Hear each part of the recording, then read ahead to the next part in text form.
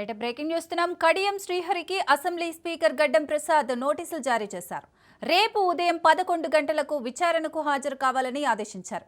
కడియం శ్రీహరిపై అనర్హత వేటు వేయాలని ఎమ్మెల్యే వివేకానంద పిటిషన్ దాఖలు చేశారు. దీనిపై విచారణకు వివేకానంద గౌడ్కు కడియంకు ఇద్దరికీ స్పీకర్ నోటీసులు ఇచ్చారు.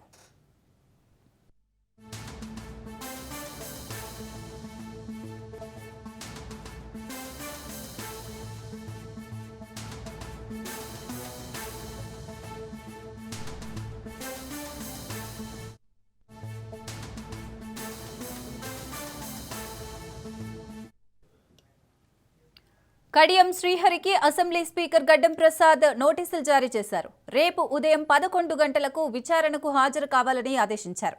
కడియం శ్రీహరిపై అనర్హత వేటు వేయాలని ఎమ్మెల్యే వివేకానంద పిటిషన్ దాఖలు చేశారు. దీనిపై విచారణకు వివేకానంద గౌడ్కు కడియంకు ఇద్దరికీ స్పీకర్ నోటీసులు ఇచ్చారు.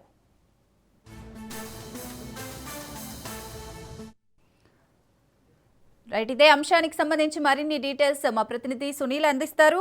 సునీల్, కడియం శ్రీహరి గారికి అయితే నోటీసులు ఇచ్చారు. మరి రేపు ఉదయం 11 గంటలకి జరిగే విచారణలో ఎలాంటి అంశాలు చర్చకొచ్చే అవకాశం ఉందంటారు?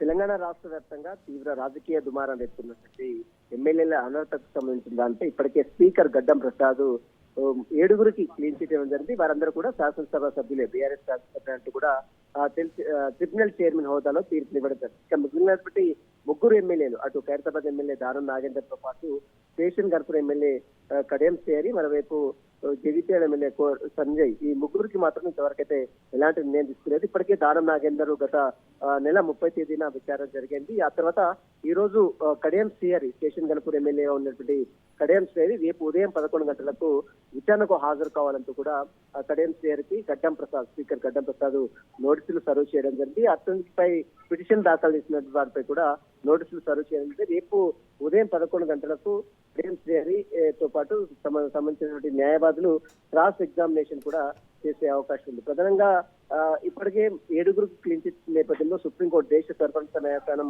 సుప్రీంకోర్టు స్పీకర్ తీరుపై కూడా గతంలో తీవ్ర ఆగ్రహం వ్యక్తం చేసింది.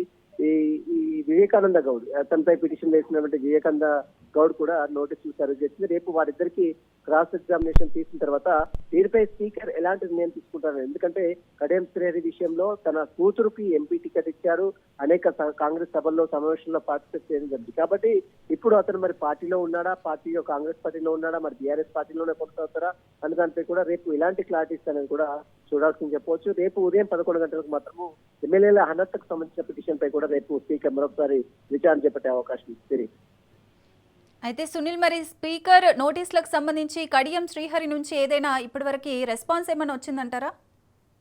ఇప్పటివరకు అయితే కడియం శ్రీహరి ఎమ్మెల్యేల అనర్హతకు సంబంధించిన విషయంలో గతంలోనే అనేక సార్లు నోటీసులు ఇచ్చినప్పుడు కూడా కొంత టైం కావాలని స్పీకర్ కి కోరినట్టు కూడా సమాచారం తెలుస్తుంది.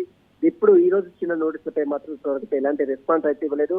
దానికి సంబంధించిన దాంట్లో విషయంలో కడియం శ్రీహరి రేపు హాజరవుతారా లేదా తన తరపు అడ్వకేట్ హాజరవుతారా అనేది కూడా చూడాల్సి చెప్పవచ్చు. ఈ కడియం శ్రీహరితో పాటు మరొక ఎమ్మెల్యే సంజయ్ సంబంధించిన ఎమ్మెల్యే పిటిషన్ కూడా ఇంకా పెండింగ్ లో ఉంది. ఇప్పటికే స్పీకర్ తీరుపై కూడా గతంలో సుప్రీంకోర్టు చాలా కీలక వ్యాఖ్యలు వేసింది. 2 వారాల్లో పూర్తిగా ఈ 3పై కూడా తుది నివేదిక ఇవ్వాలి, దానికి ఏదైనా ఒక క్లారిటీ ఇవ్వాలంటూ కూడా ఇప్పటికే సుప్రీంకోర్టు ఆదేశాలు జారీ చేసిన నేపథ్యంలో సుప్రీంకోర్టు ఆదేశాలకు అనుగుణంగా స్పీకర్ ఈ 2 ఎమ్మెల్యేలు కూడా నోటీసులు విచారిస్తున్నారు. మరొక ఎమ్మెల్యే సంజయ్ కూడా త్వరలోనే నోటీసులు ఇచ్చి విచారించే అవకాశం. రేపు మాత్రము కడియం శ్రీహరి, స్టేషన్ గన్పూర్ ఎమ్మెల్యేగా ఉన్నటువంటి కడియం శ్రీహరిని విచారణకు పిలిచారు. రేపు క్రాస్ ఎగ్జామినేషన్ ఉంటుంది.